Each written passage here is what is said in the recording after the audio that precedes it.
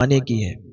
حضرت عیسیٰ علیہ السلام کے زمانے میں ایک شوہر تھا اور اس کی ایک بیوی تھی۔ تو جب شوہر کا انتقال ہوا تو بیوی کیا کرتی تھی کہ ہر دن شوہر کے قبر پر جا کر جوتے مارا کرتی تھی۔ ہر دن شوہر کی قبر پر جا کر بیوی جوتے مارتی۔ بڑا عجیب واقعہ ہے کہ آخر ایک بیوی ایسا کیسے کر سکتی ہے کہ اپنے شوہر کی قبر پر جوتے مار رہی جا کے، گاؤں والوں سے چھپتے چھپاتے، اور وہ قبر پر جا کے اور اس کو جوتے مار کے آتی ہے۔ آخر ایسی کیا بات ہے؟ تو ایک دن ایسا ہوا کہ گرمی بہت سخت طریقے سے تھی، یہ گھر سے باہر نکلی اور قبرستان پہنچی۔ اچھا، حضرت عیسیٰ علیہ السلام کا ادھر سے گزر ہو رہا تھا۔ حضرت عیسیٰ علیہ السلام گزر رہے تھے تو آپ کو کچھ تھکان محسوس ہوئی، تو وہی قبرستان جب راستے میں پڑا تو اس کا ایک درخت تھا، تو سوچا کہ اس درخت کے سائے میں آرام کر لیں۔ حضرت عیسیٰ علیہ السلام اس درخت کے سائے کے نیچے بیٹھ گئے، آرام کرنے لگے، اور یہ جو عورت تھی یہ اپنے شوہر کی قبر پر پہنچ گئی تھی۔ اس نے اپنے شوہر کی قبر پر جوتے مارنا شروع کر دیے۔ جب یہ جوتے مارنے لگی، حضرت عیسیٰ علیہ السلام کے کانوں میں آواز آئی۔ جب آپ نے دیکھا تو ایک عورت قبر پر جوتے مار رہی تھی۔ حضرت عیسیٰ علیہ السلام اس قبر کے قریب گئے اور اس خاتون سے کہنے لگے کہ اے خاتون، تو ایسا کیوں کر رہی ہے؟ کیا تجھے پتا نہیں ہے کہ یہ قبر ہے اور تو قبر کے اوپر جوتے مار رہی ہے؟ اس خاتون نے روتے ہوئے کہا، یہ میرے شوہر کی قبر ہے، آپ کون ہیں جو آپ منع کر رہے ہیں؟ میری مرضی ہے، میں کچھ بھی کروں، میں جوتے ماروں یا نہ ماروں، آپ سے کوئی مطلب؟ تو حضرت عیسیٰ علیہ السلام نے اسے بتایا، تو اس نے کہا کہ حضرت، میں یہاں پر روز آتی ہوں اور روز جوتے مار کے جاتی ہوں، بات ہی کچھ ایسی ہے، حضرت معاملہ ہی کچھ ایسا ہے۔ حضرت عیسیٰ علیہ السلام نے فرمایا، کیا معاملہ ہے، کیا بات ہے؟ اگر پوری بات بتائے گی تو سمجھ میں آئے گی۔ وہ کہتی، حضرت 3 جگہوں پر میں نے اس کی باتیں مانی، اور 3 جگہوں پر بات مان کے آج میرے ساتھ یہ معاملہ ہے کہ میرے اپنے بھی مجھ سے بات کرنے سے دور ہیں۔ میں راستے سے گزرتی ہوں تو لوگ راستہ چھوڑ دیتے ہیں، کہتے ہیں ہٹ جاؤ، یہ بہت گناہگار عورت ہے، یہ بہت گناہگار خاتون ہے، اس کے پڑوس سے بھی مت گزرنا۔ حضرت میں نے 3 جگہوں پر اس کی بات مانی، اپنے شوہر کی بات 3 جگہوں پر مانی۔ اگر 3 جگہوں پر میں اپنے شوہر کی بات نہیں مانتی نا، تو آج میرے اپنے مجھ سے دور نہیں ہوتے، میرے خود کی بہن، میرے رشتہ دار، میرے گاؤں والے، میرے پڑوسی مجھ سے دور نہیں ہوتے۔ لیکن کیا ہے، میں نے 3 جگہوں پر اس کا ساتھ دیا جو کہ مجھے ساتھ نہیں دینا چاہیے تھا۔ حضرت عیسیٰ علیہ السلام فرماتے ہیں کہ تم بتاؤ وہ 3 جگہ کون سی تھی کہ جس پر تم نے اپنے شوہر کا ساتھ دیا اور تمہارے ساتھ یہ معاملہ ہوا؟ کہا، حضرت پہلا تو یہ ہے کہ اس نے ایک ایسا گناہ کیا اور اس میں میرا ساتھ اسے ملا۔ میرا شوہر ایک یتیم شخص کا حق کھا گیا، میرے شوہر نے ایک یتیم شخص کا حق مارا، اس کی زمین اپنے نام کر لی، اس کی پراپرٹی اپنے نام کر لی، اور میں نے اس کا ساتھ دیا۔ میں نے پہلے تو اس کو منع کیا، لیکن اس نے کہا کہ اگر نہیں مانو گی تو تمہیں چھوڑ دوں گا، اگر میرا ساتھ نہیں دو گی تو پھر میرے ساتھ تم نہیں رہ سکتی۔ حضرت تو پھر میں نے اپنے شوہر کا ساتھ دیا۔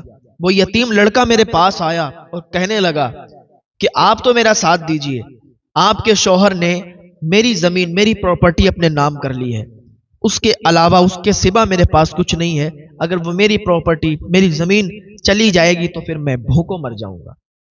حضرت میں نے اس سے اس وقت کہا تھا کہ چلا جا، میں اپنے شوہر کے ساتھ ہوں، اور جو میرے شوہر نے کیا ہے وہ صحیح کیا ہے، وہ تیری زمین نہیں ہے، وہ تیری پراپرٹی نہیں ہے، وہ میرے شوہر کی ہے۔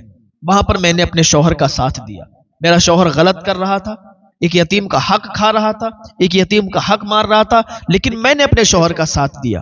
حضرت مجھے وہاں پر اپنے شوہر کا ساتھ نہیں دینا چاہیے تھا، وہاں پر مجھے اسے سمجھانا چاہیے تھا، اگر وہ مجھے چھوڑ دیتا تو میں چلی جاتی، لیکن میں نے اپنے شوہر کا ساتھ دیا۔ پھر کیا ہوا حضرت؟ دوسری جگہ اس نے مجھ سے جب یہ بات کہی تھی نا، میرا کلیجہ پھٹ گیا تھا، میں سوچنے پر مجبور ہو گئی تھی کہ ایک شخص اس حد سے بھی گزر سکتا ہے۔ حضرت اس نے مجھ سے کہا کہ میں اپنی سالی کے ساتھ نفسانی خواہشات قائم کرنا چاہتا ہوں، تو اپنی بہن کو بلا لے۔ حضرت میں نے اسے منع کیا، لیکن اس نے کہا نہیں تجھے بلانا ہی پڑے گا ورنہ میں تجھے چھوڑ دوں گا۔ وہاں پر بھی مجھے یہ چاہیے تھا کہ میں اس سے علیحدگی اختیار کر لیتی، کیونکہ میرا شوہر بہت ہی گناہگار انسان تھا، بہت ہی بیکار انسان تھا۔ اس نے اپنی سالی تک کو نہیں چھوڑا، تو میں نے اپنی بہن کو دھوکے سے بلایا، یعنی اس کی سالی کو دھوکے سے بلایا، اور بلانے کے بعد میں ادھر ادھر چلی گئی، اور میرے شوہر نے اپنی سالی کے ساتھ نفسانی خواہشات قائم کیے۔ میری جو بہن تھی اس نے مجھے جانے کے بعد وہاں سے رابطہ کیا کہ آج کے بعد کبھی بھی میں تجھ سے بات نہیں کروں گی، اور تو کبھی بھی مجھ سے بات مت کرنا۔ تیری ہمت کیسے ہوئی کہ اس طریقے سے بلا کے اور تو نے ایسا معاملہ میرے ساتھ کروایا؟ تجھے شرم نہیں آئی؟ تجھے ایک گھڑی تو سوچ لیتی کہ تو کسے بلا رہی ہے اور کیا کروا رہی ہے؟ لیکن وہاں پر میں نے اپنے شوہر کا ساتھ دیا۔ حضرت مجھے چاہیے تھا کہ میں اپنے شوہر کا وہاں پر ساتھ نہیں دیتی، لیکن میں نے اپنے شوہر کا ساتھ دیا، کیونکہ وہ مجھے چھوڑنے کی دھمکی دے رہا تھا، وہ مجھے مارنے کی دھمکی دے رہا تھا۔ لیکن یہ کتنا بڑا جرم ہے، یہ کتنا بڑا گناہ ہے۔ آج بھی ہمارے معاشرے میں ایسے گناہ ہوتے ہیں، ایسے جرم ہوتے ہیں۔ لیکن وہ کہنے لگی حضرت تیسرا گناہ، تیسرا جرم یہ تھا، تیسری جگہ کا جہاں میں نے ساتھ دیا وہ یہ تھا، اس نے مجھے بول دیا تھا کہ تم اپنے ماں باپ کے حق میں جھوٹ بولنا، کبھی بھی اپنے ماں باپ کے حق میں سچ مت بولنا، جھوٹ بولنا، کیونکہ یہ میرے ماں باپ سے لڑتا رہتا تھا۔ اکثر اس کی لڑائی میرے ماں باپ سے، میرے والدین سے ہوتی رہتی تھی۔ تو ایک دن میرے ماں باپ کو، میرے والدین کو میری ضرورت پڑی، انہوں نے مدد مانگی، تو اس نے منع کر دیا کہ تم بالکل ہرگز مدد نہیں کر سکتی اپنے والدین کی۔ میرے والدین یہ آس لگائے تھے کہ میری بیٹی، میرے داماد میری مدد کریں گے، میری ہیلپ کریں گے، لیکن اس نے منع کر دیا۔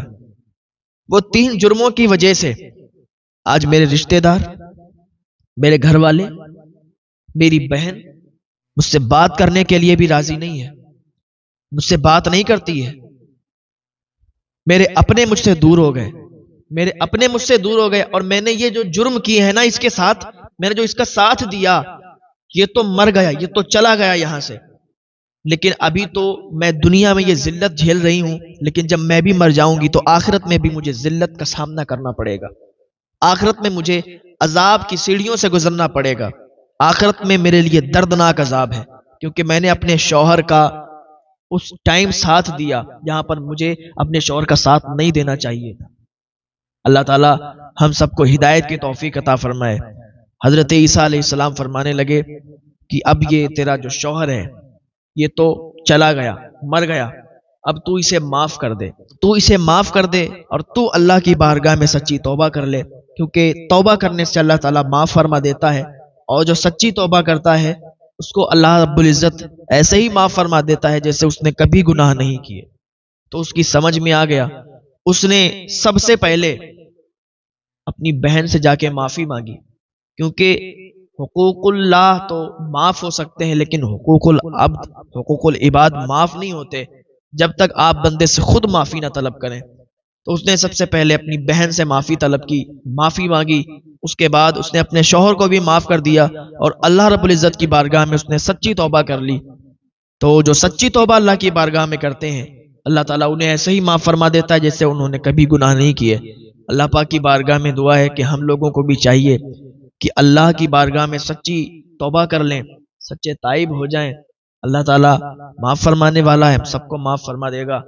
اللہ پاک ہم سب کو ہدایت کی توفیق عطا فرمائے، نیک عمل کرنے کی توفیق عطا فرمائے۔